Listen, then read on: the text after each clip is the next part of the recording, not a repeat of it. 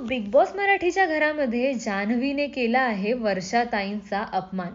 इथे गोष्ट सुरू होती फुटेज खाण्याची. फुटेज या शब्दावरनं वाद सुरू होता आणि त्या गोष्टीवरनं ही गोष्ट सुद्धा निघाली की वर्षाताई या कॅमेरासमोर जाऊन बोलत असतात आणि त्या इथे ऍक्टिंग करायला आल्या आहेत आणि गेम खेळायला आणि त्यांची रिअल पर्सनॅलिटी दाखवायला नाही आले आहे.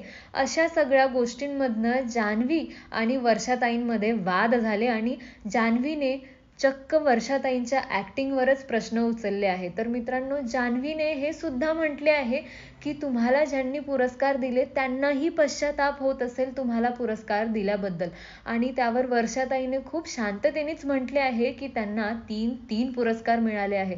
तरीही जान्हवी शांत काही बसेना आणि शांततेने तिला कामं घेता येत नाही याचे तिने पुन्हा एकदा प्रदर्शन दाखविले आहे. तर मित्रांनो, आणखी पुढे पुढे काय होणार आहे असल्या सगळ्या अपडेट्ससाठी तुम्ही आमच्यासोबत जुळून राहा.